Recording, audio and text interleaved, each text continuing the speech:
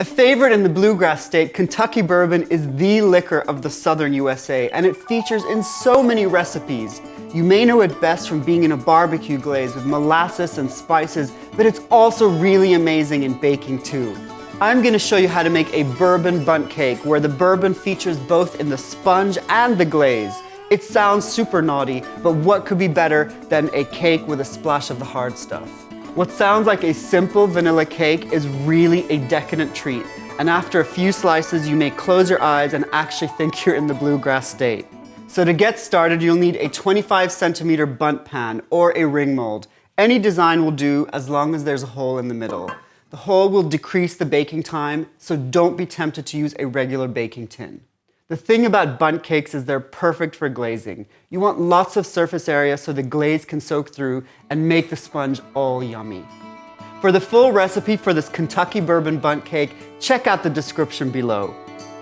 Preheat the oven to 175 degrees. Grease the bundt pan with butter and dust it with flour and set this to one side while you get on with making the cake batter. In a bowl, sift together 375 grams of plain flour, 1 teaspoon of baking powder, half a teaspoon of bicarbonate of soda, and 1 teaspoon of salt. Set your dry ingredients to one side. Some recipes call for both raising agents, and that's just to give the sponge an extra kick and help it rise. They do work in different ways though, so don't get them confused. For more information about raising agents and their differences, check out our blog on hummingbirdbakery.com. Using a freestanding mixer with a paddle attachment or a handheld electric whisk, cream together 225 grams of softened unsalted butter, 300 grams of castor sugar, and 100 grams of soft light brown sugar until light and fluffy. You want to keep your mixer running on medium-high speed for at least 5 minutes to incorporate lots and lots of air into the mixture.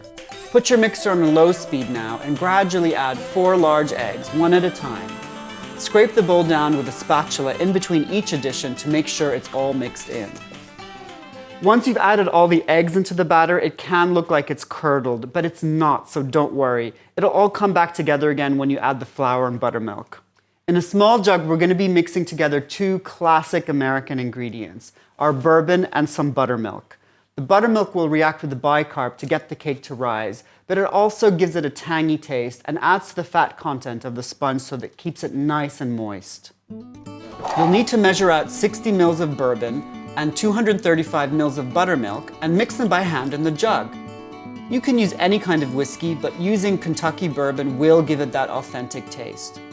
Now add the flour mixture and the bourbon mixture gradually into your bowl of creamed flour and eggs, alternating between the two, starting and ending with the flour. You don't want to mix too vigorously as you'll lose the air, which makes this sponge deliciously fluffy and light. So only combine until the ingredients are just incorporated. You can mix the last addition in by hand if you want. Pour or spoon the batter into the prepared tin, being careful not to pour it down the hole. It can happen. Bake for 40 to 45 minutes. To make sure your oven is at the right temperature, we recommend using an oven thermometer. They're inexpensive and will help you bake at the correct temperature every time. When the cake is golden on top and it bounces back slightly when you touch it, it's ready to come out of the oven. Let it cool down in the bundt pan for a few minutes, and while it does, we're going to make the glaze for drizzling all over the top. To make the glaze, take a saucepan and melt 85 grams of unsalted butter, 150 grams of castor sugar, and 60 ml of Kentucky bourbon and dissolve over a low heat. Cook just until the sugar crystals have dissolved and whisk it all together vigorously to combine and make a smooth glaze. Take the cake still in the tin and using a skewer, poke holes in the top of the cake. Now this is going to seem like cake sabotage, but you need those holes so that the glaze can go all the way into the middle of the sponge and add that bourbon flavor. Pour 3/4 of the glaze slowly over the cake while it's still in the tin and allow it to soak in. Pour too fast and you risk flooding your tin, so go easy. Keep the remaining glaze on hand, and after about 30 minutes of cooling time, you can flip the cake out and brush the remaining glaze over the top of the cake and serve. This may look like a simple vanilla bundt cake, but it's not. It has a secret kick from the bourbon, and it just tastes so good. So try this at home and tweet me a pic at Hummingbird Bakery or post one on our Facebook page. And for the full recipe, check out the description below and subscribe for more videos.